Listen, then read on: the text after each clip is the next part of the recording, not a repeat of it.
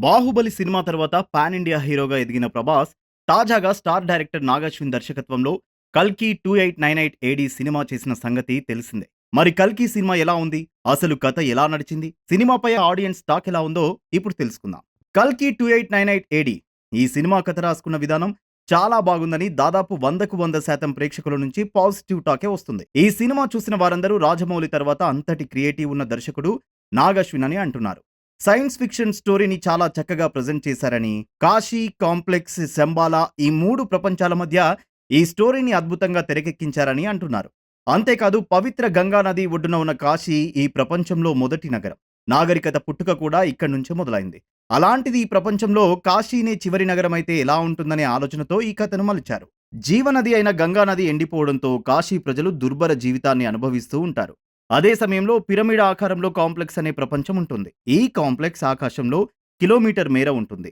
ఇక్కడ అన్ని వస్తువులు లభిస్తాయి. ఇక్కడి జనం స్వర్గంలో ఉన్నట్లు ఆనందంగా జీవిస్తూ ఉంటారు. కానీ కాశీ ప్రజలు కాంప్లెక్స్‌కి వెళ్లి అన్నీ ఆస్వాదించాలని నిత్యం అనుకుంటూ ఉంటారు.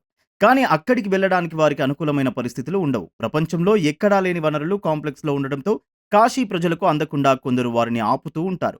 కాంప్లెక్స్‌లోకి వెళ్లాలంటే డబ్బు ఉండాలి. మిలియన్స్ కొద్దీ యూనిట్స్ కలిగి ఉండాలి. అక్కడ యూనిట్స్‌ని డబ్బులుగా కొలుస్తూ ఉంటారు. ఒక రకంగా అక్కడ అడుగు పెట్టడం అంటే జీవితాన్ని పణంగా పెట్టడమే. అక్కడికి వెళ్ళడానికి జనం చేసే పోరాటాన్ని అద్భుతంగా చూపించారు. ఈ 2 ప్రపంచాలు కాకుండా మరో ప్రపంచం కూడా ఉంది. అదే శంబాలా.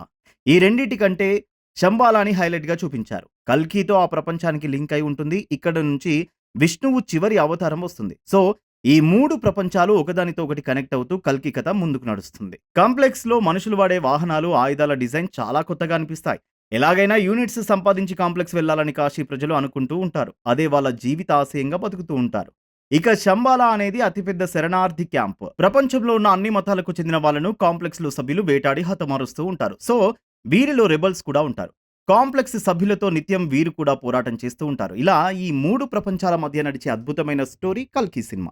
ఇందులో ప్రభాస్ కూడా మంచి వైపు ఉంటూ, చెడును ధీటుగా ఎదుర్కొంటూ కాంప్లెక్స్ వెళ్లే వారికి సహాయం చేయడం, కాశీ ప్రజలకు కొత్త జీవితం ఇవ్వడం, ఇలా ప్రభాస్ నటన అద్భుతమనే చెప్పాలి. సినిమాలో ఫైటింగ్స్ అయితే మరో లెవెల్‌కి తీసుకెళ్లారు. మొత్తానికి మహాభారత కాలం నుంచి 2898 ఏడీ వరకు 6000 ఏళ్ల ప్రయాణాన్ని ఈ సినిమాలో అద్భుతంగా చూపించారు నాగశ్విన్.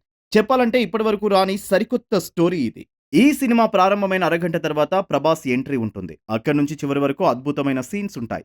అశ్వత్థామగా బాలీవుడ్ మెగాస్టార్ అమితాబ్ బచ్చన్ ప్రాణం పెట్టి నటించారు. ఇక ఆయనపై చిత్రీకరించిన ఫైట్స్ అయితే సినిమాకి స్పెషల్‌గా ఉన్నాయి. ఇక ప్రభాస్, అమితాబ్ మధ్య పోరాట సన్నివేశాలు 3 చోట్ల సరికొత్త అనుభూతిని ఇస్తాయి. ఇంటర్వెల్ ట్విస్ట్ అయితే ప్రేక్షకులు ఆశ్చర్యానికి లోనవుతారు. విలన్‌గా కమల్ హాసన్ చక్కటి ప్రదర్శన కనబరిచారు. యాక్షన్ సీన్స్, బ్యాక్‌గ్రౌండ్ మ్యూజిక్ సినిమాకి పెద్ద ప్లస్ పాయింట్స్ అని చెప్పాలి. మొత్తానికి 'కల్కి' సినిమా అయితే పాజిటివ్ టాక్‌ని తెచ్చుకుని భారీ కలెక్షన్‌లను రాబట్టుకునే దిశగా ముందుకు వెళ్తుంది.